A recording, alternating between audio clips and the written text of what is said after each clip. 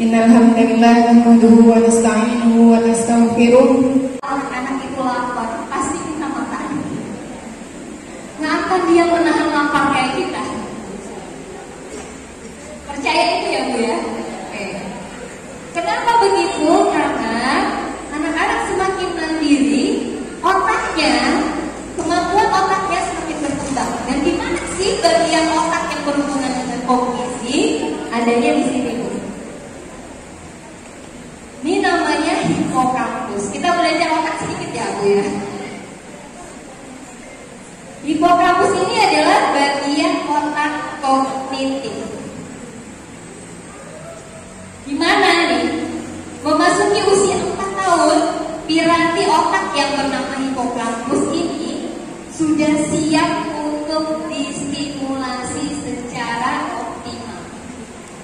Jadi ketika anak usia TK dia sudah siap nih otak kognisinya untuk diberikan stimulasi yang tepat. Sebenarnya fungsi dari hipokampus itu untuk membangun memori jangka pendek menjadi memori jangka panjang. Kemampuan berpikir kognisi seperti calistung, kemudian kemampuan baca tulis hitung ya, di sini dijalankan oleh piranti hipokampus ini. Jadi tentunya mulai dari yang mudah, dasar-dasar membaca, berhitung, menulis, mengenalkan warna, bentuk, pola, dan sebagainya. Itu yang pertama adalah otak. Kalau belajarnya fun, menyenangkan, hati anak-anak bahagia, maka kemampuan anak-anak akan semakin berkembang. Jadi kalau ibu ngajari anak-anak dengan tanda petik mata melotot dan marah-marah, nyambung gak Bu? Terbentuk enggak narah-narahnya? Enggak. Malah tambah kalau amigdala itu tidak berfungsi, tidak kita gunakan, atau kitanya emosi terus, amigdalanya akan mengeluarkan cairan. Cairan itu yang akan merusak narah-narah hipokampus. Ibu, kalau ingin anaknya hipokampusnya bagus, usia 4 tahun siap distimulasi, harus dilakukan apa? Biarkan dia bermain sensori motor, olahraga fisik motorik, ya, dan kemampuan emosinya yang harus bagus. Jadi Bu, jangan dibiarkan duduk aja. Kalau pagi, kalau bisa suruh lari-lari, main sepeda, melompat, manjat pohon, kalau bisa nggak apa-apa. Karena semakin anak aktif, semakin cerdas. Kalau sekarang anak-anak kenapa Bu? Ibunya pusing kalau anaknya lompat-lompat. Ya Allah Ustazah, takut jatuh. Padahal Bu, pembelajaran sekarang memang untuk melatih emosi anak-anak perlu tantangan yang lebih. Kalau bisa, ya kan dia naik pohon takut kan? Nah itu melatih emosi. Supaya anak saya jadi berani. Kalau sekarang anak baru naik 1 dahan, ibunya udah teriak-teriak, turun, jatuh, nanti jatuh. Jadi anak tidak diberi kesempatan untuk mencoba. Padahal itu yang akan membuat anak-anak jadi pintar loh Bu. Biarkan dia sepedaan, jangan pagi-pagi supaya tenang nih belajar lewat HP. Dengarkan ini loh bahasa Inggris, dengarkan hitung-hitungan lewat HP. Jadi anaknya tiduran. Jadi sampai besar ada istilah namanya sekarang apa? Generasi rebahan. Iya Bu, lihat anak-anak SMP SMA. Generasi rebahan karena tiap bangun pagi nggak langsung sergap bantu-bantu bundanya, tidak sergap keluar bantu nyapu atau olahraga, tapi semuanya di atas kasur. Dan itu akhirnya menghambat kemampuan kognisi. Perlu dicatat ya Bun, kalau memang betul-betul ingin anaknya cerdas nantinya, biarkan mereka bergerak, biarkan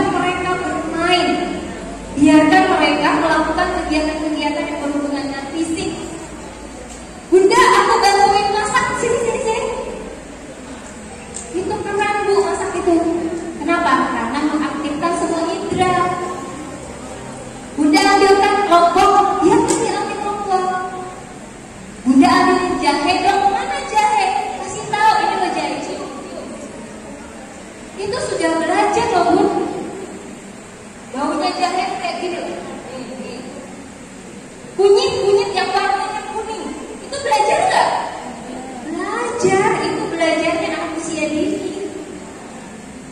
Yuk cari sayur bayamnya dek, dipetikkan ya. Cari yang warnanya masih muda. Petik berapa? 10. Berhitung, anak hitung 1, 2, anak itu begitu.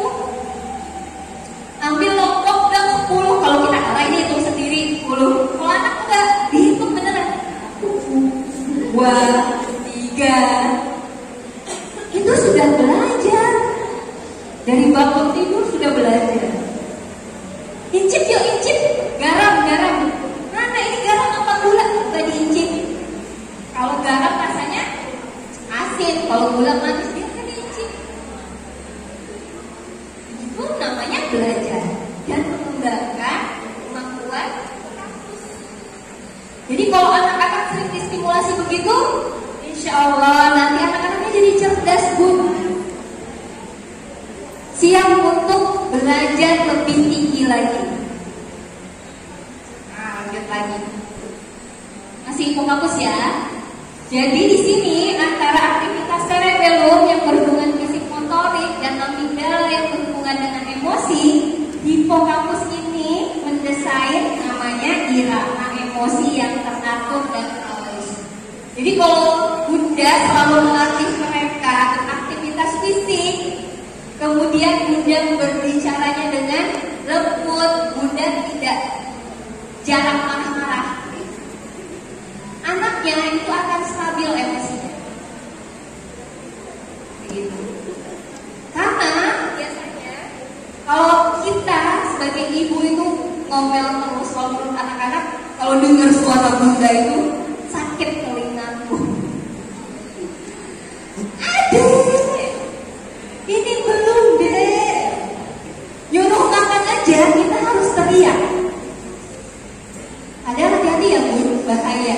Ketika kita sering berteriak, maka semakin neuronnya banyak yang putus. Oke.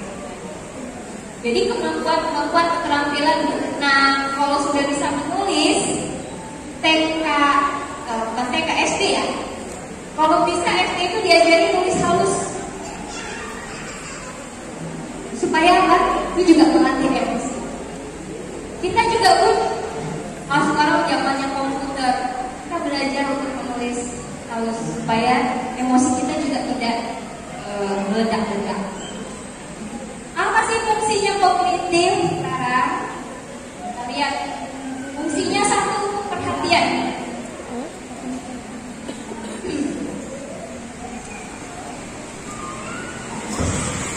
Jadi perhatian.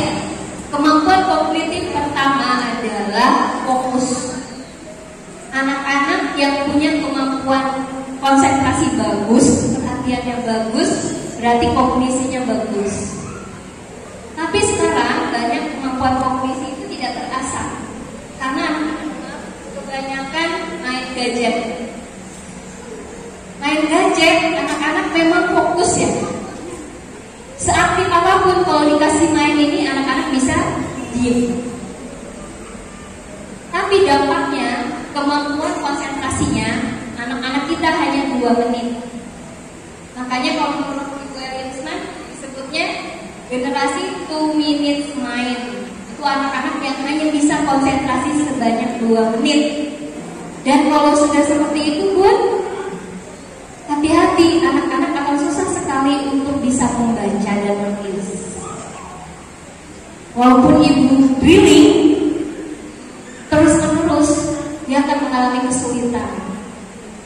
Itu ya. Sekarang banyak sekali anak-anak menghadapi gejala-gejala speech delay. Anak-anak mengalami kemampuan slow learner itu. Tidak peduli. Banyak yang datang kepada kami, anak usia 4 tahun belum bisa bicara lancar. Ya, alasannya speech delay. Saya tanya, Ibu, Ananda suka main HP ya? Iya. Dari bayi dia sudah dikasih HP. Dan bicaranya banyaknya apa Bu? Bahasa Inggris.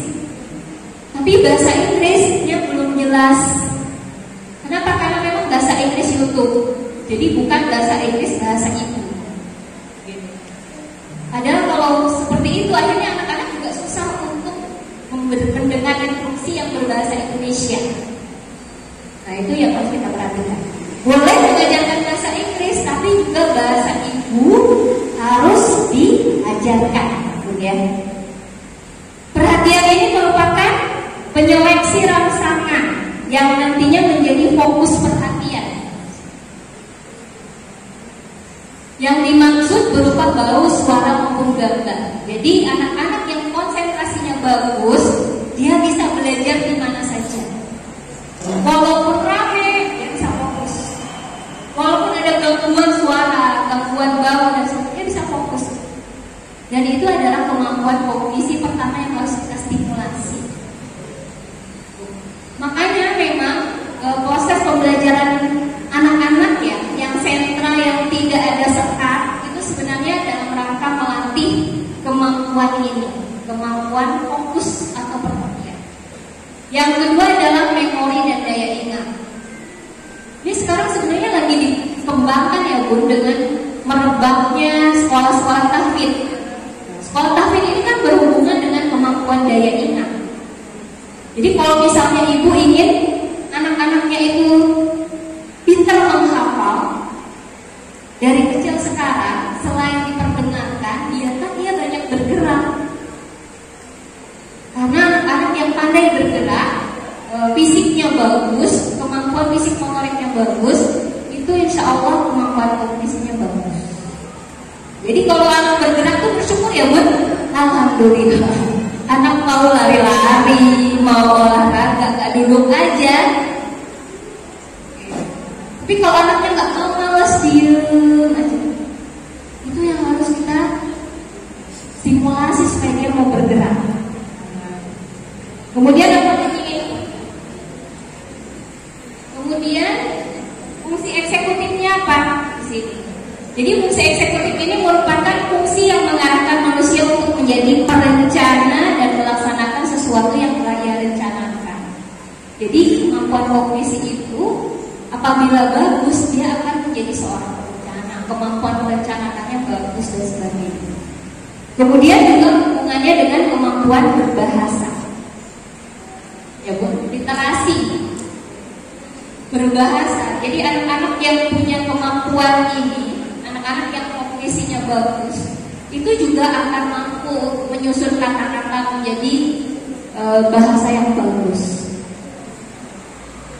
Selanjutnya adalah merasakan dan mengenali, ini fungsinya. Jadi kognisi itu banyak fungsinya.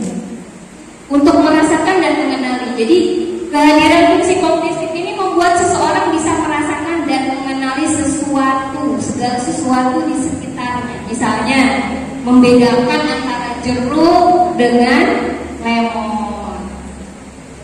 Jadi kegiatan-kegiatan membandingkan, kegiatan-kegiatan klasifikasi itu sangat bagus untuk fungsi kognisi. Kemudian ada sebuah teori yang mengemukakan kognitif ini, yaitu teori kognisi yang dikemukakan oleh Piaget. Sini ada bermacam tahap supaya kemampuan kognisi itu bisa berkembang dengan baik. Yang pertama adalah tahap sensor. 0-2 tahun pun sebenarnya adalah kesempatan Bunda untuk melatih kognisi anak. Caranya dengan apa? Mengembangkan sensori motornya. Apa itu sensori motor? Meraba, merasa, mencium, membau, mendengar. Jadi mengembangkan semua indera. Ada berapa indera? 5 indera. 1, pendengaran. 2, penglihatan. 3, perasa. 4, penciuman. 5, peragaan. Nah itu yang harus dikembangkan dulu. Bunda yang masih punya bayi, kalau ingin cerdas dari sekarang selalu dikenalkan. Kalau Bunda pegang sesuatu, biarkan dia memegang. Dek, ini loh namanya buah apel. Suruh cium. Halus ya permukaannya. Warnanya merah. walaupun pada bayi. Itu namanya mengembangkan sensori motor. Bun, untuk anak playgroup sama Bunda kalau belanja, biarkan dia meraba-raba semua. Ada batu, biarkan dia meraba. Kasar apa halus, Kak? Dek, permukaan batunya. Warnanya apa? Bentuknya apa? Nah itu Bun, di rumah Bunda terus aja. Bunda punya sesuatu nih, semangka. Bunda kasih anak-anak semangka. Jangan langsung diiris. Biasanya kan anak-anak gitu ya Bu, langsung diiris terus kita kasih dimakan semangka. Anak gak ngerti bentuknya.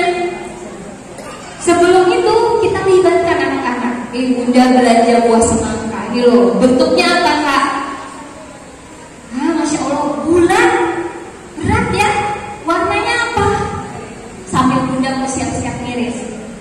Coba disentuh permukaannya, masa apa halus? Kita belah yuk. Belah, biarkan dia bantuin. Masya Allah, subhanallah, ini buah untuk kita loh. Diciptakan Allah untuk kita makan supaya badan kita sehat. Itu di rumah Bun, Bunda biasakan seperti itu untuk makanan apa aja. Jadi Bunda jangan diem aja. Bun, ini apa? Bun, ini apa sih Bun? Bentar, Bunda lagi WA-an. Bun, ini rasanya gimana? Ya nanti dirasain. Bun, sebentar, Bunda lagi rempong. Bun, ketika anak tertarik dengan kegiatan-kegiatan yang kita lakukan, ininya tinggal dengarkan, temenin, ceritakan tentang semangka, ceritakan apa manfaatnya, apa bagian-bagian. Itu Bun, insya Allah anaknya cerdas luar biasa. Itu membangun sensori. Para bayi itu biarkan dia menyentuh. Baru nanti ada masuk ke tahap pra-operasional. Anak-anak TK ini usia 27 tahun, dia bisa mulai berpikir, mulai bertanya, ini apa? Mulai main dengan benda-benda yang ada di sekitarnya. Gitu ya. Nah, terus lanjutnya ke tahap operasional konkret kalau dia sudah SD. Kalau sudah SD, dia sudah berpikir lebih luas lagi. Dan kalau sudah besar, maka dia sudah bisa berpikir abstrak. Jadi Bun, apa yang kita lakukan ketika usia TK dengan meraba, menyentuh, mencium, merasa, itu akan bermanfaat ketika dia sudah usia 12 tahun ke atas. Kenapa? Karena nanti dia bisa akan mudah memahami yang berbentuk abstrak. Dia akan sangat mudah untuk memahami sebuah sains, sebuah teknologi dan sebagainya. Jadi memang kesempatan kita sebagai seorang tua apabila punya anak usia dini adalah perjuangannya itu di sini gitu loh. Usia 6 tahun itu kesempatan Bunda dan membanyakkan amal solih. Karena apabila Bunda bersabar dan ayah Bunda mendampingi anak-anak belajar dengan optimal, Allah akan memberikan pahala yang luar biasa. Hadiahnya apa? Ya anaknya jadi cerdas. Itu hadiah di dunia. Yang lebih kita dapat pahala dari Allah. Gitu. Jadi kalau sudah dewasa Bun, kita nggak bisa apa-apa pada anak-anak. Anak saya sudah besar-besar, saya nggak bisa ngatur-ngatur lagi. Kak harus begini, enggak. Dia sudah punya acara sendiri. Kalau kecil kan kita bisa desain. Hari Minggu kita berkegiatan apa yuk? Nih libur ya, 2 hari, Ahad, Senin. Ayo Bun buat kegiatan masak bersama, berolahraga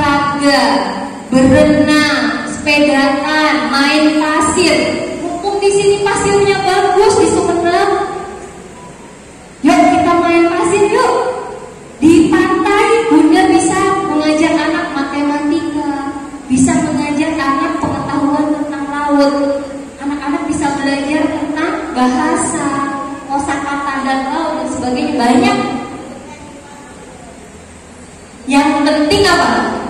Kitanya mau apa enggak? Kitanya mau apa enggak anaknya cerdas? Kalau mau, ayo berjuang sama-sama. Mumpung masih kecil. Karena kalau sudah SD pun, anak bingung. Baca soal dia nggak bisa. Itu kasihan Bun. Kenapa? Karena TK-nya terlalu banyak di drilling. Bacanya di drilling. Duduk manis. Kenapa? Ketika lulus TK, para bunda selalu cemas. Anakku bisa baca enggak? Kalau nggak bisa baca bukan sekolah keren. Padahal bukan itu loh Bun. Justru yang keren itu anak-anaknya adalah anak-anak yang mandiri, berani, dia pandai komunikasi, pandai berbicara. Kemampuan membacanya nanti akan muncul. Jangan khawatir. Pengalaman kami di Surabaya, alhamdulillah, kami memang terkenal dari dulu sekolah yang tidak pernah mengajarkan membaca. Tapi menurut masyarakat gak bisa tidak diajarkan membaca, tapi anaknya bisa baca koran. Intinya tanpa didriling pun anak sudah bisa baca. Kenapa? Karena stimulasinya, main sensorinya betul-betul tuntas. Jadi anak sudah bisa presentasi. Anak-anak bisa ketika melihat benda itu dia menceritakan apa yang dia pegang. Lama-lama dia tertarik dengan buku kan. Buku lama-lama dia bisa baca sendiri. Alhamdulillah TKB sekarang sudah hampir 70%-an dia sudah lancar membaca. Tanpa kita latih membaca, tanpa ada waktu khusus membaca. Karena stimulasi antara rumah dan sekolah kita bareng bersama-sama. Karena kita punya namanya sekolah orang tua ya Bun. Sebenarnya bunda boleh bergabung. Mungkin suatu saat bisa bergabung. Oke. Terus apa nih fokus kognisinya sekarang? Fokus kognisi itu yang pertama adalah membangun persepsi ya. Nah, jadi anak-anak di sini harus diberikan stimulasi sensori supaya dia bisa mempersepsi dengan tepat. Gini misalnya Bu, anak usia dini belajarnya adalah mempersepsi. Ketika dia melihat sesuatu, misalnya anak usia 2 tahun atau 1,5 tahun, dia lihat sesuatu. Misalnya lihat ini anggaplah bolpen. Dia akan megang, ngambil. Setelah diambil, apa yang dilakukan olehnya? Yang punya bayi biasanya. Setelah dia ngambil, anak bayi langsung apa? Masuk mulut kan? Itu intinya dia kepingin tahu. Dia mempersepsi ini apa. Kalau bunda tahu, bunda mau menstimulasi. Adek, ini namanya bolpen. Bentuknya panjang deh, walaupun bayi. Ini tidak untuk dimakan, ini terbuat dari plastik. Itu terus-menerus setiap hari bunda lakukan, setiap dia pegang, dia masukkan ke mulut. Bunda bilang, ini namanya kancing. Bentuknya bulat, warnanya ini dari plastik, tidak untuk dimakan. Maka dia akan mempersepsi, oh ini bolpen, oh itu namanya kancing.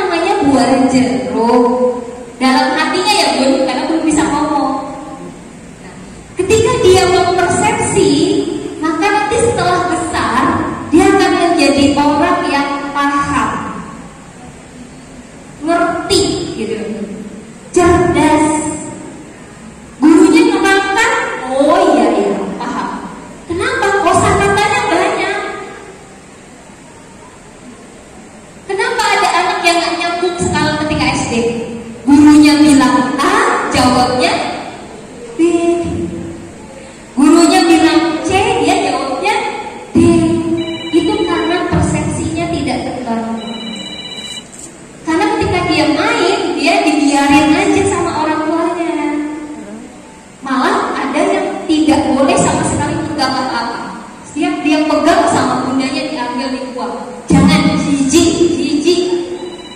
Jadi yang dari kepalanya jijik, jijik. Jadi dia mau megang sesuatu, mau. Dia mau megang sesuatu. Oh, ya bu. Nah itu bu, akhirnya menghambat perkembangan kemampuan kognisi. Jadi kenapa ada istilah di sekolah anak yang pandai dan anak yang tidak pandai? Sebenarnya intinya di sini. Waktu kecilnya dia dapat stimulasi yang tepat, satunya tidak.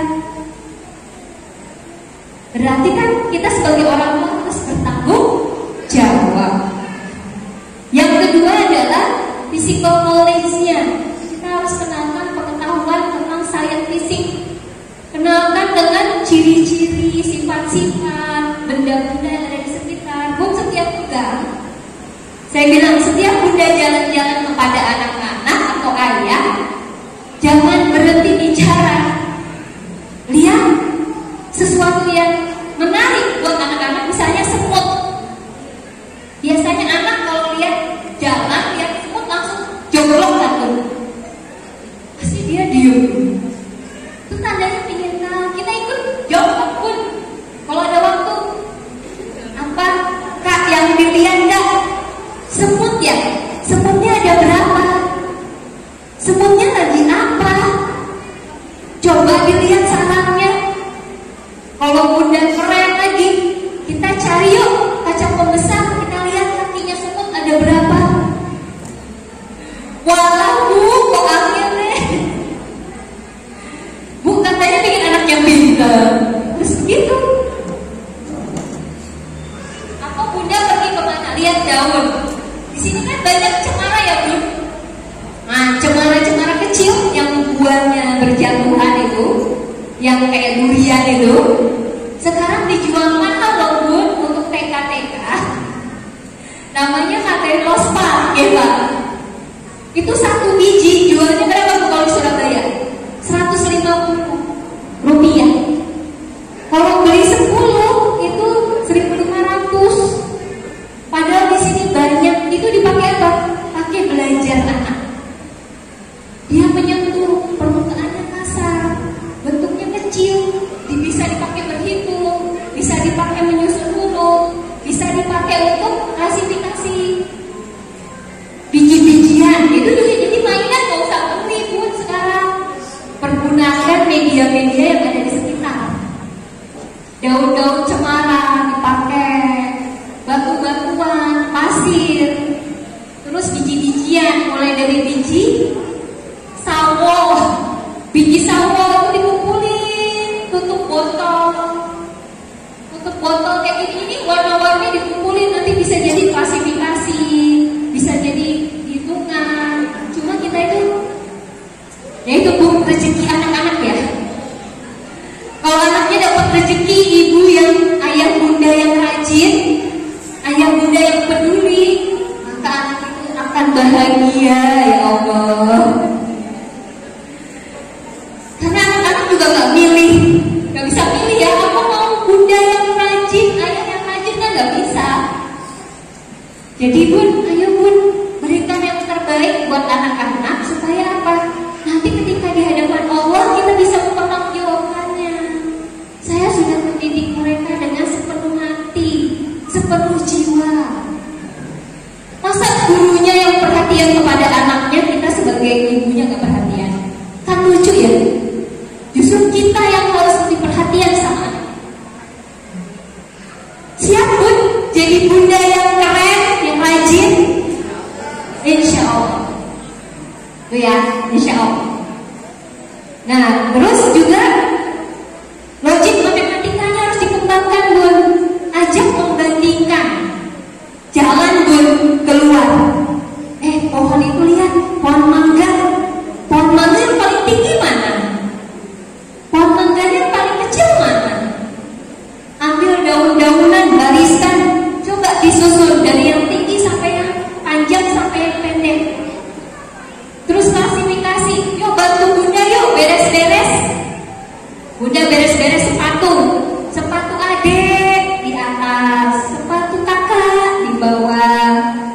sepatu ibu di mana, sepatu ayah di mana, sudah klasifikasi. Bantu bunda yuk beres-beres di dapur. Kakak mau nggak ngerapikan sendok, garpu dengan garpu, sendok dengan sendok, sendok kecil dengan sendok kecil. Kan enak bun dibantu. Nih ya, sendok besar sini tempatnya, sendok kecil di sini, garpu di sini. Biarkan dia masukkan. Dan itu anak-anak seneng. Anak TK itu seneng kayak gitu-gitu bun. Ayo kita beres-beres baju yuk, baju sekolah, baju daleman, kaos kaki dan kaos kaki. Nanti adek kalau mau ngambil baju di sini ya.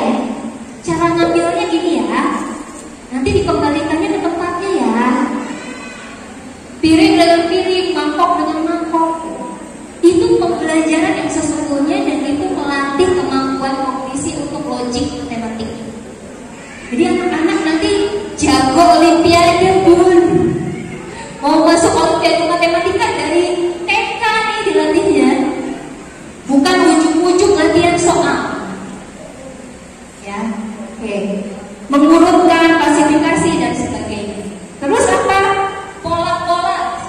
Membandingkan, multiplikasi. Itu sama pola bun. Disusun kecil, merah, hijau, merah, hijau. Sepatu adik, sepatu kakak, sepatu adik, sepatu kakak, sendal adik, sendal kakak, itu sudah pola. Atau menyusun hiasan di buku-buku, punya disusun. Itu boleh kecil diurutkan dari yang kecil ke yang besar, dari yang tebal ke yang tipis, atau diselang-seling. Itu juga boleh dibangun konsepnya. Kemudian belajar berhitung. Berhitungnya bukan soal 1 tambah 1 sama dengan enggak ya bun? Bunda minta tolong dong, boleh nggak ambilkan lidi 4? Biarkan dia ambil lidi 4. Atau bunda belanja jeruk 1 kilo. Bunda belanja jeruk 1 kilo. Masukkannya ke tempatnya, tapi sambil dihitung ya. Biarkan dia berhitung 1, 2, 3. Ada berapa kak? Ada 10. Oh bunda minta 1 ya. Kalau bunda ambil 1 tadi tinggal berapa? Biarkan hitung lagi. Itu anak-anak TK memang senangnya gitu mainnya. Yang pegel itu, yang males itu kita ya bun. Kitanya yang aduh ribet gitu. Mending langsung pek beres semuanya. Anak-anak pingin nyapu, nggak usah. Saya kemarin diskusi sama guru-guru gitu. Kadang kita itu aneh ya, sadar. Waktu kecil, ketika anak usia 2-3 tahun, itu kan kemandiriannya lagi puncak-puncaknya. Dia mau makan, ada yang mau makan sendiri apa dia aku makan sendiri kan gitu ya. Terus kalau misalnya bunda nyapu, aku juga mau nyapu. Bundanya akan masak, aku juga pingin masak. Bundanya ngetik apa, aku juga kepingin kan gitu ya. Tapi yang kita katakan, udah nak, masak itu repot, nanti kena minyak, udah sana duduk aja. Bundanya nggak usah, nanti tambah ikut tambah kotor, bersih, kamu duduk aja. Ketika udah besar bun, kita capek nyapu potong-panting, anaknya duduk aja. Apa yang kita lakukan? Muring-muring kan? Ya Allah kak, udah capek potong-panting, kamu kok duduk nyantai? Sebenarnya yang membangun itu siapa bu? Kita kan? Kenapa kita memberi pesan? Kan dulu kalau anaknya cerdas bilang, kan dulu bunda bilang gitu. Kalau pas nyapu aku disuruh duduk. Mungkin dalam hatinya gitu. Bunda itu aneh. Dulu katanya nggak boleh nyapu-nyapu. Sekarang aku disuruh nyapu-nyapu. Kadang kita nggak nyadar ya bu. Sampai ada, saya ngisi di SD negeri di Surabaya itu bilang, gak usah bu, anak saya itu soalnya capek pulang sekolah, dia harus mengerjakan PR, sorenya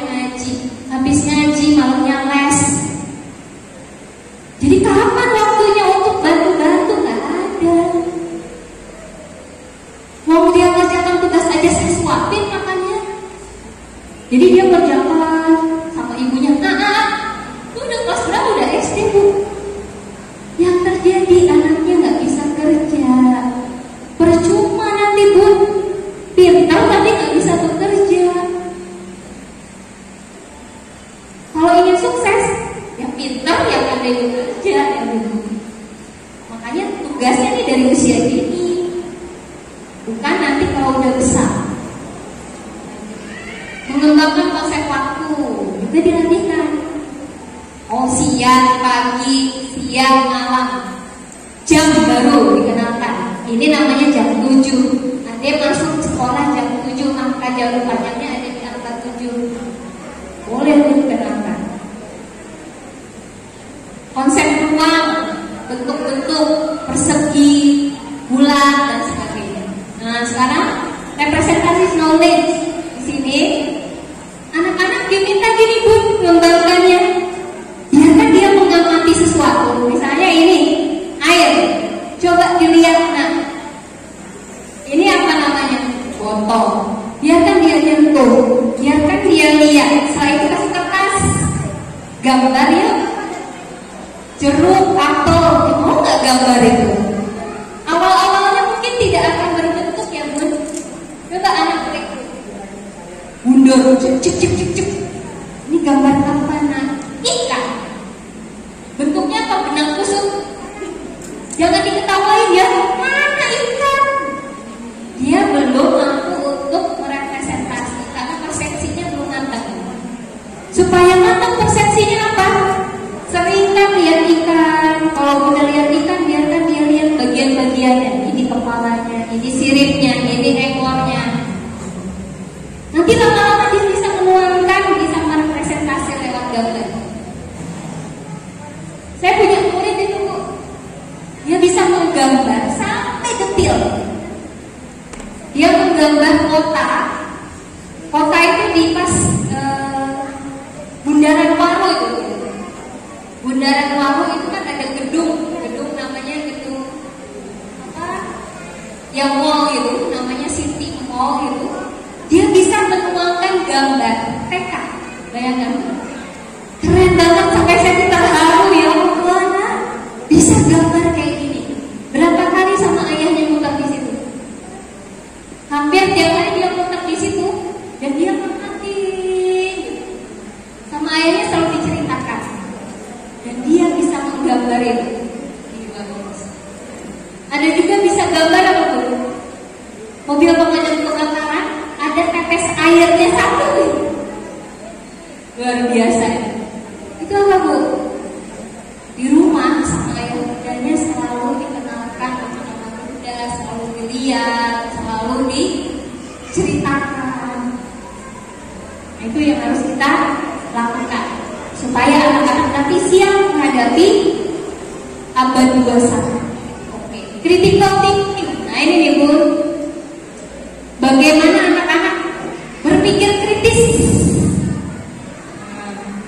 Supaya bisa berpikir kritis, bundanya harus banyak baca. Bunda, kenapa kok apel ini warna merah, ini hijau? Sudah takdir. Bunda, kenapa rambutku lurus? Kok rambut ada keriting? Sudah takdir. Ketika anak berpikir kritis, jawabnya udah takdir. Nanti aja nak, belajar sendiri. Kalau udah besar nanti kamu tahu. Bun, biarkan anak-anak itu mengaku ya. Ingin tahu ya? Bunda belum tahu. Bunda baca dulu ya. Nanti bunda jelasin. Kalau di sekolah saya paksa memang gurunya harus tahu. Sebelum mengajar gurunya harus menguasai namanya TFP ya, Fact and Teknologi dan fakta dan prinsipal. Jadi gurunya harus betul-betul menguasai materi. Ketika anak tanya, kenapa rambutku keriting? Kok si A lurus? Gurunya bisa jelaskan. Betul nak, Masya Allah. Itu karunia Allah. Allah tuh maha hebat. Allah menciptakan tiap orang kepalanya beda-beda, rambutnya beda-beda. Karena polikelnya beda-beda. Wah, TK udah diajarin kayak gitu.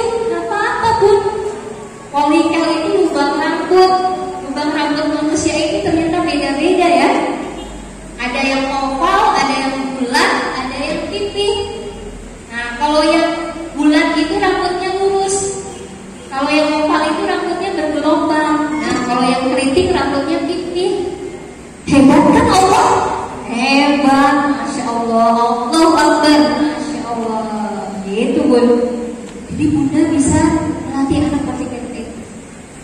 Saya bilang sama guru-guru, ayo guru-guru kalau mau bertanya, kalau ada materi biasanya patut. Kenapa? Kurang kritis. Iya aja.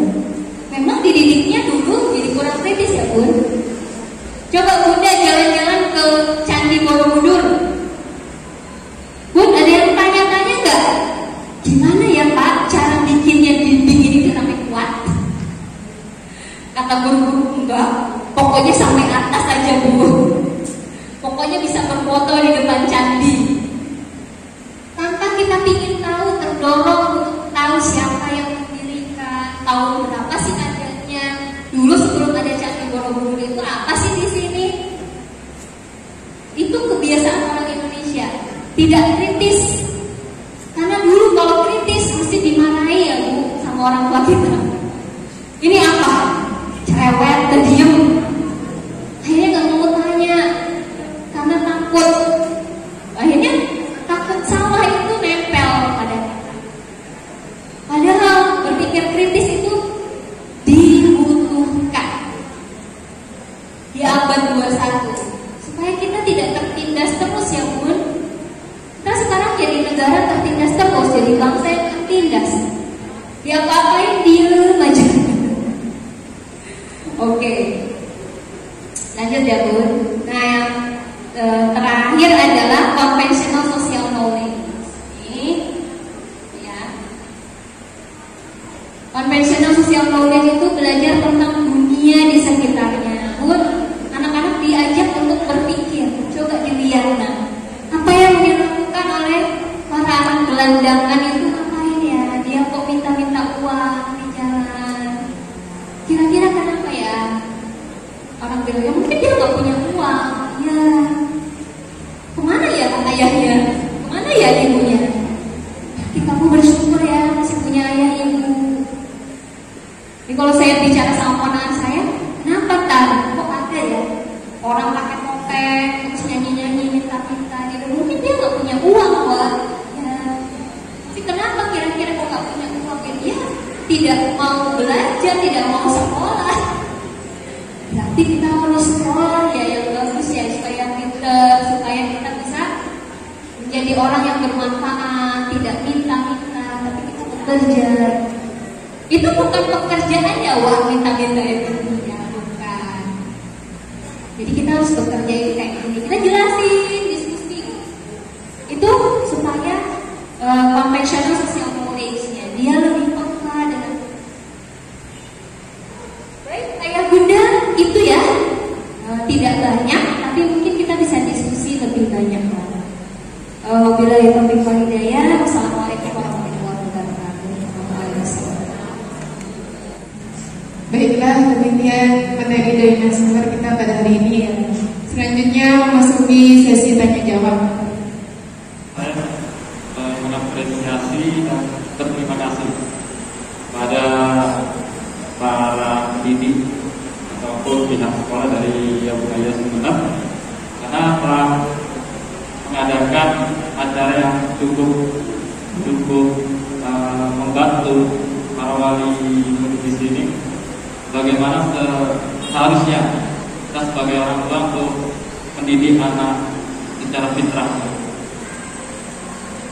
Pada forum ini Ustazah Lidah, saya sedikit menuntut keadilan karena dari tadi bundanya yang disebut, karena kita bapak ibu merupakan salah satu pendidik anak, dan saya setuju kalau bunda adalah ibu di sini merupakan salah satu pesantren dini di rumah, di mana ibu atau bunda mempunyai porsi yang lebih banyak untuk mendidik anak-anaknya di rumah. Nah, dan saya di sini sedikit sharing bunda, kenapa terkait mendidik anak yang meminimalkan kita untuk bersentuhan langsung dengan faktor ataupun gadget. Di rumah saya beserta istri setuju dan berkomitmen telah menerapkan anak untuk tidak memegang ataupun memainkan faktor atau gadget di rumah. Alternatifnya kami istilahnya memberikan tontonan berupa televisi, dan itu pun ada efek negatifnya, saya sadar.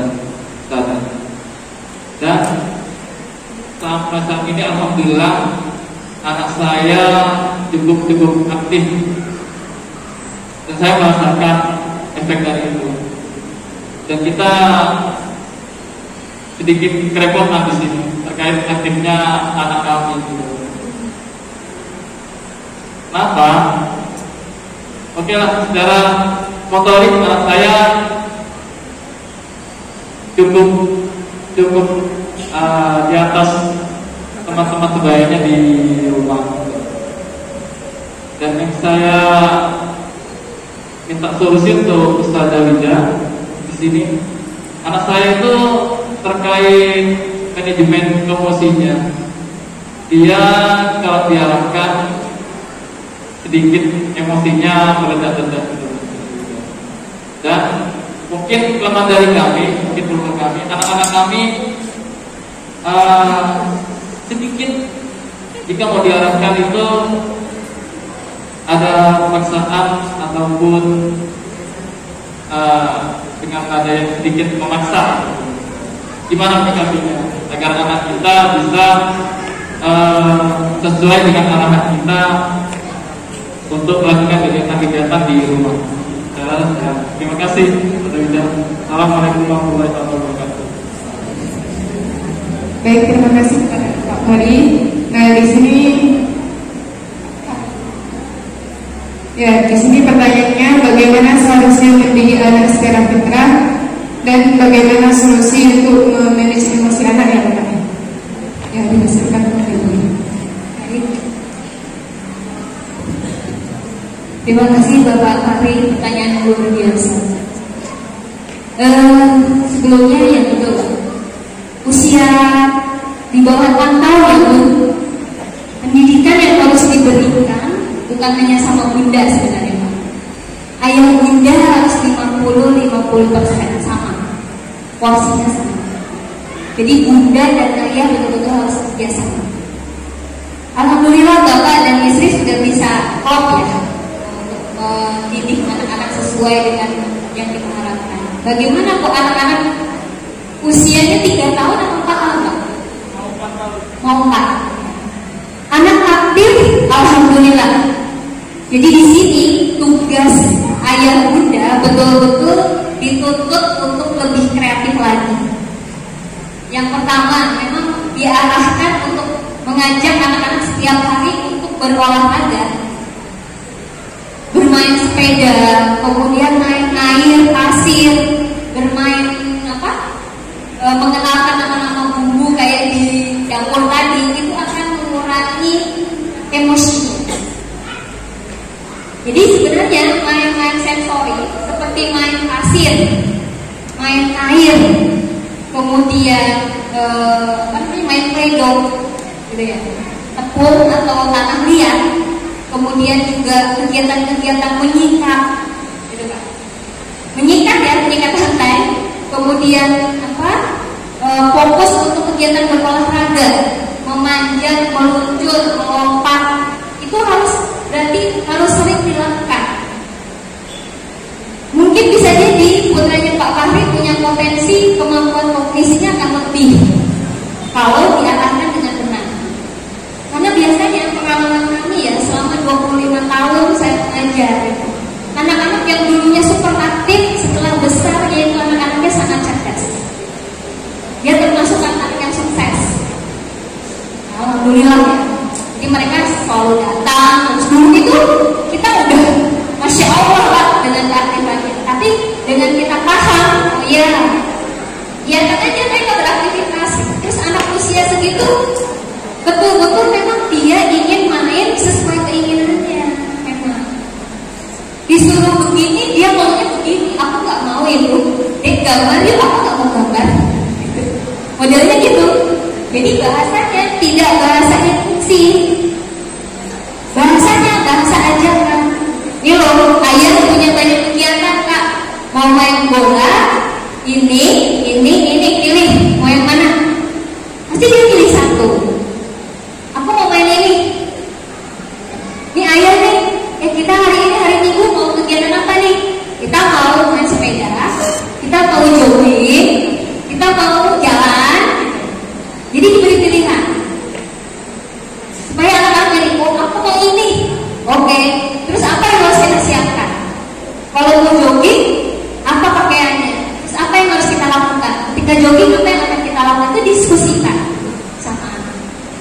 Jadi kegiatan itu tidak boleh satu ya Bun, harus banyak. Oh sekarang ayah punya kegiatan apa nih? Kita olahraga yuk. Olahraganya apa disebutin? Kita main yuk. Main apa? Misalnya kalau main apa namanya? Coklat atau mau main apa? Itu boleh anak mereka diajari. Nah masalah emosinya kok meledak-ledak.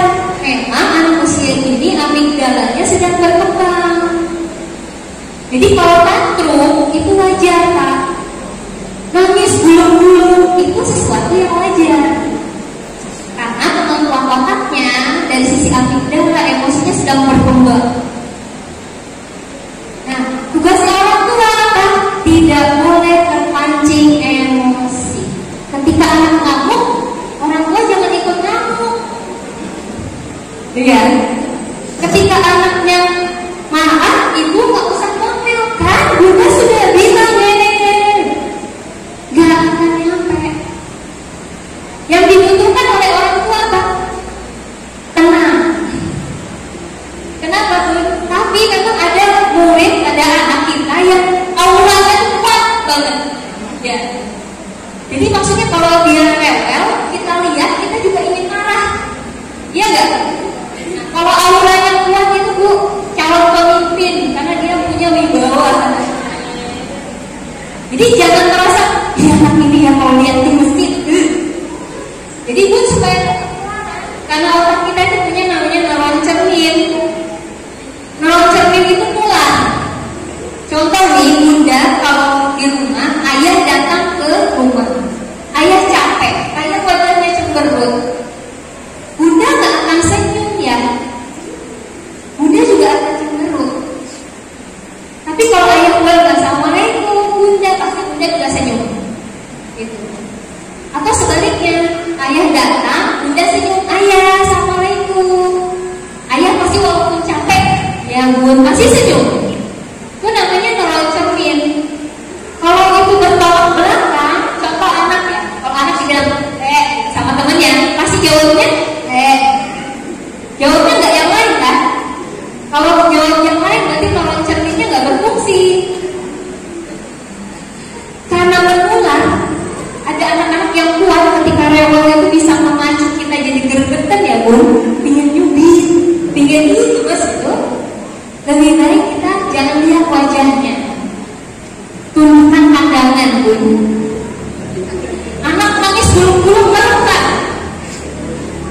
Sebentar, ayah mau menenangkan diri dulu. Ayah, jangan lihat wajahnya. Kalau lihat wajahnya pasti ketularan, pasti ingin ngomel. Itu pengalaman saya juga ya. Anak saya menurutku itu kuat banget. Jadi kalau dia rewel, saya cuma ya dek, tapi saya tundukkan pandangan sambil apa? Sambil istighfar. Astagfirullahaladzim. Karena capek kan habis kerja. Astagfirullahaladzim. Astagfirullah ya Allah. Kasihan ya anak itu ya, ingin perhatian. Gitu aja dalam hati. Kalau udah agak tenang dia nangis kan, gulung-gulung. Dilihat aja dalam hati itu. Astagfirullah ya Allah. Berikan kesabaran ya Allah. Karena Allah lah yang menuntut kita. Ini kalau udah mulai tenang, baru saya bilang, sudah nangisnya, gitu. Kita kan lebih enak. Itu supaya nanti tidak emosional, emosinya tidak ke bawah sampai besar, Pak. Tapi kalau ketika anak rewel, kita ikut marah, kita ikut marahi, Bunda udah ngomel, ayah juga ikut ngomel, datang bapak juga ngomel. Itu anak insya Allah sudah gede akan jadi emosian. Jadi intinya ketika ngomel kita diam aja, gak usah ngomong apa-apa. Kenapa? Karena otak besarnya, otak kognisinya tidak berfungsi. Makanya kan kata Rasulullah kalau kita marah, ya kan kita nggak boleh melakukan tindakan, ya nggak boleh. Misalnya Bunda marahan sama ayah, Bunda nggak boleh keluar dari rumah karena itu yang bekerja bukan otak berpikir. Itu bahaya. Nanti coba ibu, kalau anak nangis dulu kita marahi dia habis-habisan. Akhirnya kan emosi dan emosi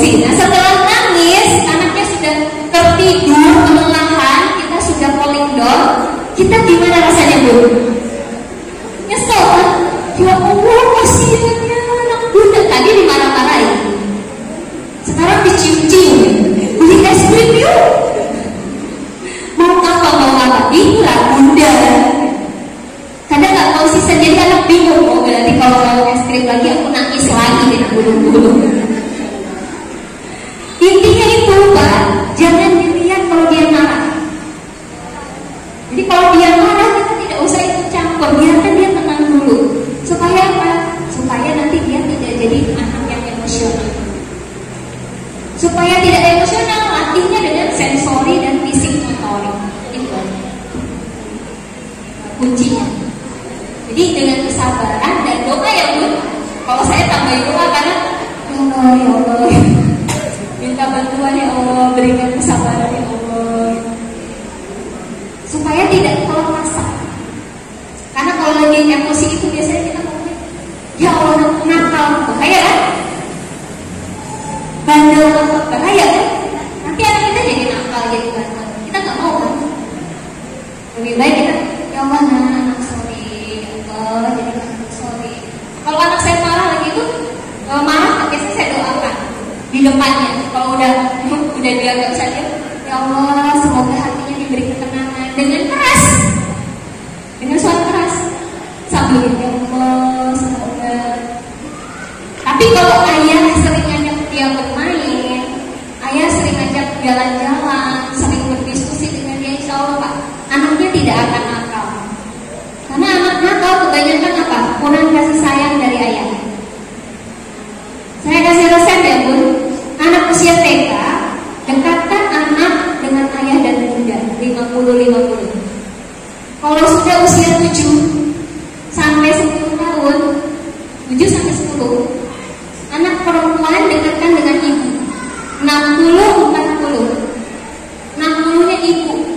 Ajak anak-anak untuk pergi ke dapur yang perempuan, melakukan pekerjaan-pekerjaan rumah, diskusikan tentang masa-masa balik, persiapan balik. Anak laki-laki dekatkan dengan ayah, supaya apa? Ayah walaupun sesibuk apapun harus banyak berkomunikasi. Ajak dia ke masjid berdua aja, ajak jalan-jalan berdua aja. Kita makan bakso yuk berdua sama ayah, main bola, cuci kendaraan, olahraga sama ayah. Nah usia 10 sampai remaja nanti 14, yang anak perempuan dekatkan sama ayah, supaya dia tidak menjadi anak yang, mohon maaf, pacaran gitu ya. Jadi pergaulan bebas, diskusi aja sama ayahnya, makan di luar sama anak perempuannya, melakukan kegiatan bareng sama ayah. Anak laki-laki ajak sama bunda, supaya dia mengenal perempuan kayak gini ya. Kak, ajak antar bunda belanja yuk, biarkan dia sabar nungguin bunda belanja, supaya nanti dia sabar ketika nungguin istrinya belanja. Gitu ya. Jadi seperti itu ya. Itu saya belajar dari pendidikan fitrah education. Jadi kalau misalnya anaknya supaya berkembang sesuai fitrah, monggo lakukan seperti itu. Mungkin itu Pak Fahri. Mohon maaf apabila ada yang mau bertanya. Baik, terima kasih. Selanjutnya mungkin ada yang ingin bertanya lagi. Assalamualaikum, saya Nisa, ibunya Ija pas Abuja. Saya bertanya, tadi Ustazah kan bilang bahwa peran ibu itu baiknya 50-50. Tapi kebetulan saya ibu kerja yang juga suami saya bekerja di luar pulau, jadi saya aslinya. Nah, itu pembagian perannya seperti apa? Kemudian saya punya anak usia sekarang 2 tahun. Dia itu punya hobi unik menurut saya, karena dia suka banget kopekin tembok. Dikasih tahu kayak gimana, dia tetap suka banget kopekin tembok sampai kasurnya berantakan gitu. Nah, itu cara kasih tahunya gimana? Karena sudah dikasih tahu berkali-kali, dia tiap ada kesempatan dia pasti kopekin tembok. Terima kasih. Pembagian peran ya antara ayah dan bunda seperti apa dalam mendidik anak. Terus kemudian bagaimana cara menangani emosi anak yang sudah diberi beberapa kali ya seperti pemahaman usia kecil, kalau bisa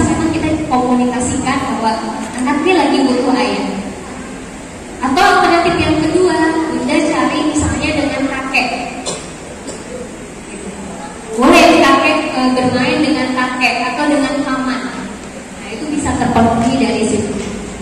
Supaya anaknya juga punya sosok ayah, walaupun itu bukan ayah, tapi ayah kandungnya tetap telepon, komunikasi gitu. Tapi ketika ada di rumah, lakukanlah kegiatan-kegiatan yang fisik gitu ya. Bermain dan sebagainya, itu biarkan mereka berdua gitu, seperti itu. Nah, untuk anak-anak usia 2 tahun, memang anak usia 2 tahun itu anak-anak yang kuat pendirian gitu. Jadi memang anak-anak yang istilahnya, saya sebenarnya nggak setuju dengan istilah-istilah psikologi yang mengatakan 2 tahun yang menyebalkan. Justru kalau menurut saya 2 tahun yang menantang. Kenapa? Karena usia 2 tahun itu betul-betul menguras energi kita. Jadi kalau misalnya kita mau lakukan, ajaklah anak, alihkan caranya. Bunda punya yang lain loh, punya ini loh. Gitu. Makanya harus banyak media yang disodorkan sama dia. Kita main di luar yuk, apa yuk, gitu. Supaya nggak fokus terus ke situ. Anak-anak usia itu, walaupun nangis, rebutan gitu ya sama kakaknya, kelebihannya apa? Bisa dialihkan. Bisa mengalihkannya dengan menarik. Bunda loh punya ini, punya buku, masya Allah menarik sekali, gitu. Kita memang kadang-kadang perlu belajar juga ya, jadi guru. Kita juga guru ya di rumah. Jadi intinya begitu aja. Alihkan ke kegiatan-kegiatan yang mungkin dia akan menarik. Jadi anak 2 tahun itu pun senangnya main air, main pasir, lagi kayak gitu. Sensorinya lagi betul-betul tinggi. Dan itu kesempatan kita untuk melatih kemampuan kognisinya. Karena 2 tahun itu disebut jendela kesempatan. Jadi ketika 2 tahun tidak terstimulasi, maka dia akan susah sekali perkembangannya selanjutnya. Saya kemampuan bicara itu kalau bisa dilatih di situ. Anak 1 tahun harus sudah mulai diajari berbicara. Berbicara dengan jangan sampai bilangnya gini, makan, adek bobo, yang begitu ya Bu. Bahasanya bahasa lengkap. Mbak atau kakak atau adik mau makan dengan apa? Memang kesannya aneh ya. Tapi kemampuan berbahasa ini betul-betul harus mulai kita bangun di antara kita. Kenapa? Karena itu menyangkut kepribadian bangsa gitu ya. Kenapa bangsa kita banyak moralnya runtuh? Karena bahasa Indonesia itu udah rusak. Orang-orang jarang lagi bicara sopan ya. Kalau bicara lengkap itu kan jadi sopan sama. Beda makan, gitu kan beda. Makan gitu. Tapi beda. Adik sudah makan. Nah ini bahasa para ayah. Ayah ini sampai ada kesan katanya menurut Bu Eri Risman. Ayah-ayah yang speechless, kehilangan kata-kata. Jadi kalau bicara itu bingung ayah kalau ngobrol sama anak. Mudah-mudahan enggak ya. Karena biasanya ayah ya, udah belajar, udah makan, itu kan pertanyaannya seputar itu. Udah mandi belum?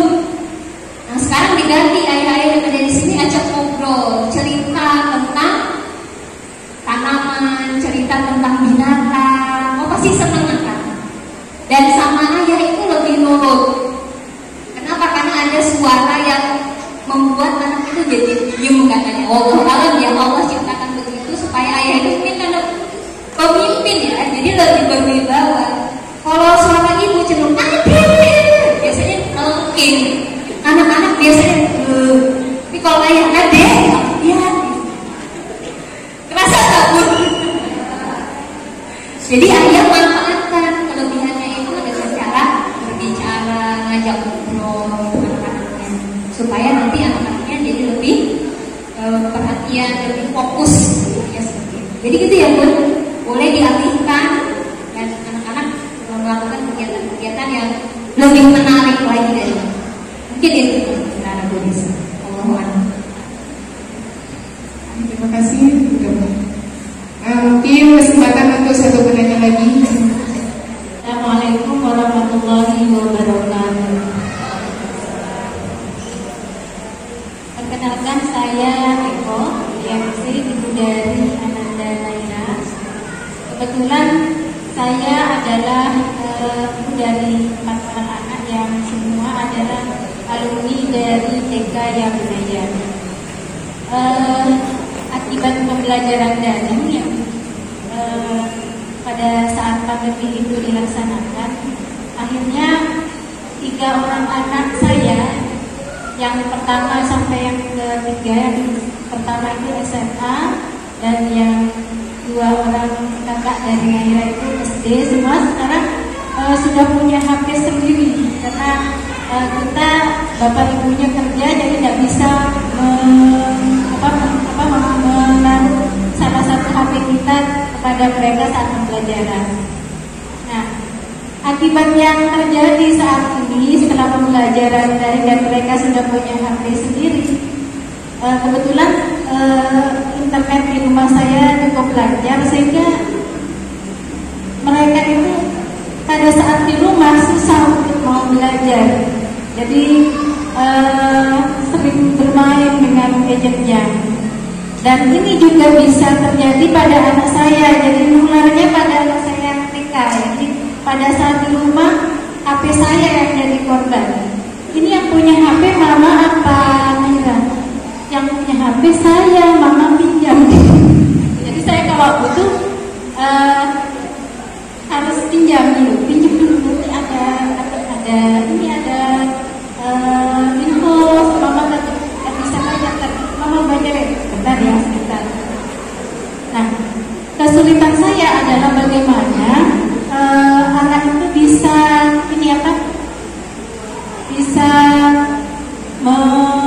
membagi waktunya, tidak selalu tersibukkan dengan HP. Jadi sebenarnya pada saat ada sepupunya kebetulan jauh dari kita, ada di Surabaya, begitu datang karena sepupunya seumuran, dia melupakan HP.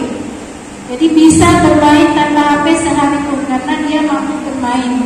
Nah, kebetulan saya juga agak sibuk mau menemani untuk bermain selama dia di rumah juga tidak punya waktu gitu. Bagaimana solusinya agar anak saya itu bisa tidak ketularan dengan kakak-kakaknya yang sehari-harinya mungkin rebahan. Mungkin itu Bapak Ibu. Kemudian anak saya yang keempat ini kebetulan juga punya kebiasaan, dia setiap mau tidur itu minta dibacakan, baca buku cerita. Cuman namanya sudah ngantuk, namanya capek, jadi udah mau baca buku, satu judul aja kata saya. Jadi begitu selesai dia minta cerita yang lain. Ibu, ini waktunya tidur, ayo baca doa dulu. Saya sudah ngantuk, baca buku udah sampai tidur. Gimana kira-kira mengembangkan kemampuan literasi anak yang minta dibacain bukunya setiap hari? Terima kasih. Assalamualaikum warahmatullahi wabarakatuh. Di sini pertanyaannya itu bagaimana solusi agar anak itu tidak terlalu memang gadget ya. Dalam artian bisa membagi waktunya agar tidak sibuk dengan HP. Nah, yang kedua itu kebiasaan anak itu minta dibacakan buku ya benar. Nah, sehingga bagaimana cara bisa mengembangkan kemampuan literasi anak. Sekian, terima kasih.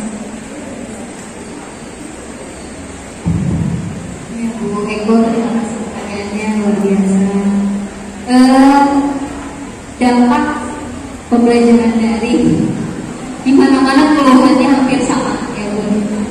Anak-anak jadi lebih ahli. Memang anak-anak pas sekarang memang generasi Z, generasi Z yang tidak diajarkan pun dia sudah pintar dibandingkan mungkin angkatan saya yang sudah susah gitu ya, takut salah dan sebagainya.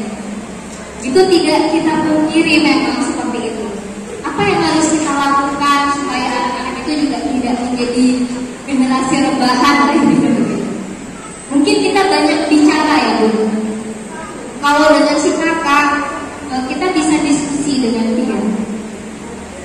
Jadi sekarang gadget-gadget itu kan sudah menjadi sebuah habit ya di antara kita. Kayaknya kalau nggak pegang gadget ini kok ada sesuatu yang hilang. Kemana-mana pasti ibu akan carinya yang pertama adalah gadget. bangun tidur pun yang dibuka pertama lihat jam. Sekarang udah nggak mau lihat jam, tapi lihatnya HP kan gitu. Tapi ada hal yang memang harus kita diskusikan sama mereka, terutama untuk anak-anak di bawah 17 tahun. Jadi Bunda boleh memberikan aturan kepada mereka. Bunda berikan HP ini untuk belajar gitu. Kita rapat aja Bu, bareng-bareng gitu, diskusi sama ayah, sama Bunda gitu, supaya suasananya berbeda. Dan kalau ayah yang bicara itu lebih keren, karena ayah biasanya nanti anak akan lebih nurut. Jadi kita sampaikan, Bunda memberikan HP untuk belajar, bukan untuk bermain game. Jadi tolong amanahnya Bunda dan Ayah itu dijalankan. Kalau ingin main game boleh, tapi ada waktunya. Misalnya dikasih jadwal, kakak berapa jam, adik berapa jam, itu dalam 1 minggu. Kita sampai, kenapa Bunda melakukan ini dan Ayah? Karena Bunda sayang sama kalian. Bunda khawatir, satu, gadget itu ada efek negatifnya. Kita sampaikan Bun, kalau yang besar khawatir biasanya ketika konten-kontennya umum, walaupun YouTube itu kan bebas ya kita, biasanya lewat sesuatu yang tidak seharusnya ditonton gitu ya. Jadi PRN kan ada anak-anak di situ yang mengandung PRN ini yang akan merusak otak kita sampaikan. Jadi kalau dulu saya sama anak saya yang selesai SMA, kita sampaikan, adik, suami saya yang ngomong, adik, Abi tahu kalau adik melihat HP pasti akan lewat konten-konten yang seharusnya tidak boleh kita tonton. Tapi tolong ya, Abi pesan, tolong itu jangan diteruskan. Karena apa? Karena otak kita bisa rusak, terutama otak depan. Namanya apa namanya? Otak depannya prefrontal cortex, ada di sini. Prefrontal cortex ini adalah otak yang sangat penting dalam diri manusia, karena ini yang menentukan, yang menetapkan mana baik mana buruk, yang bisa membedakan mana baik mana buruk itu di sini. Nah, ketika ini rusak, maka hancurlah hidup kita. Rusaknya oleh apa? Oleh tontonan-tontonan yang tidak seharusnya. Nanti kalau sudah sering nonton kayak gitu, di kepala kita bisa jadi ada perpustakaan itu. Dan kalau sudah ada perpustakaan itu di otak kita, berarti kita susah sekali untuk melepaskannya. Pasti kita akan ketagihan terus. Tolong ya adik ya, karena Abi atau Umi sayang sama kamu. Walaupun kamu sudah pernah melihat apa-apa, jangan dilanjutkan. Itu kita pesan itu ke anak yang sudah besar.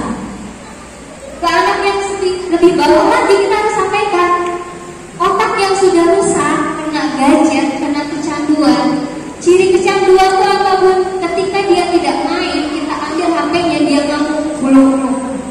Terus dia jadi pemarah. Nah kalau anak-anak kecil kita tidak main HP, ketika HP kita ambil dia marah, kita harus waspada, mulai kecanduan. Dan itu bahaya. Bahayanya apa? Prefrontalnya rusak, seperti mobil yang ujungnya atau loncongnya ketabrak pohon, jadi penyok gitu. Nah kalau sudah penyok gimana coba? Apa kita bisa berpikir jernih? Gak bisa. Itu disampaikan. Jadi tolong ya, dan itu disampaikan tidak sekali. Ada santai lagi makan, lagi tiduran, lagi ngobrol, sampaikan lagi. Tolong ya nak ya, pesan Abi yang kemarin bisa saya dengan gitu.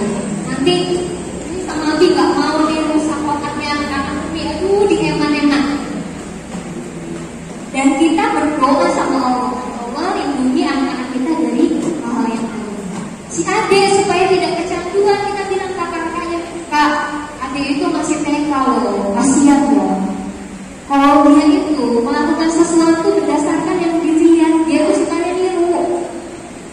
Tolong ya Kak ya, bantu Bunda nih. Bunda kan kerja, ini kerja. kakak bantu dong, tolong tidak main HP di depan adik. Ketika sama adik, ini ngajak main yang lain. Mungkin kakak bisa diberi tugas pun, kak bantu bunda mau nggak yang SMA? Kalau malam ceritakan dong sama adik buku ceritanya. Nah itu tanggung jawab si kakak peduli kepada adiknya. Intinya kita ada komunikasi, dan komunikasinya itu komunikasi yang nyaman. Kapan saatnya? Ada 3 waktu ya bun, kita memberikan nasihat atau kita minta tolong kepada semua. Ketika dalam perjalanan kita boleh memberikan nasihat-nasihat. Ketika kita makan, jadi kalau bunda ingin ngobrol, ajaklah makan. Ngobrol dulu dengan kakak 1 orang, nanti sama anak kedua diajak, sama anak ketiga. Jadi satu-satu bun. Boleh sambil dari hati ke hati minta tolong bantuan. Dan ketika anak sakit, itu kita bisa memberikan nasihat-nasihat. Mungkin seperti itu ya Bu Eko. Mudah-mudahan ada jalan keluar dan mudah-mudahan Allah mudahkan.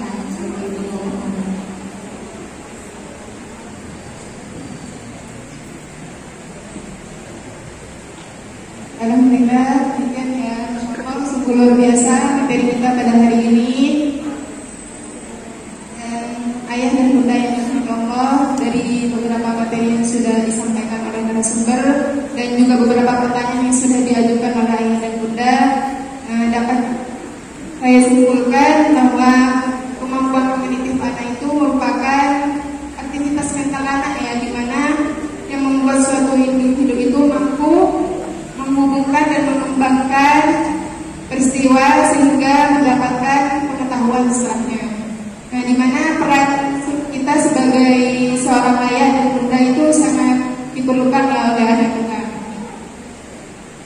Sehingga di kemampuan kognitif ini juga kita diminta untuk mengajak anak untuk banyak beraktivitas, banyak bergerak dan berolahraga. Di mana anak yang mau bergerak itu kemampuan fiskal dan kognitifnya akan menjadi bagus. Nah, biarkan mereka bergerak, bermain dan melakukan aktivitas mereka sebaik mungkin. Di mana semakin anak bisa mandiri, maka semakin berkembang kemampuannya. Dan semakin anak aktif, maka akan semakin cerdas. Nah, demikian materi kita pada hari ini. Kami sampaikan terima kasih kepada Bu Ida atas ilmu yang kita dapatkan pada hari ini, menjadi hal yang bermanfaat dan barokah. Amin. Akhirnya dari saya, harta semakin hari semakin habis, tetapi ilmu semakin hari akan semakin bertambah. Akhiran dari saya, selanjutnya saya kembalikan kepada pembawa acara. Bu Ida Lalmoina sebagai narasumber dalam parenting education ini. Semoga kita semua mendapatkan ilmu yang bermanfaat untuk mendidik anak-anak kita sehingga menjadi generasi yang mandiri dan cerdas. Amin. Bapak-bapak dan ibu-ibu yang kami hormati, acara demi acara sudah kita lewati bersama-sama. Kami sebagai panitia mengucapkan banyak-banyak terima kasih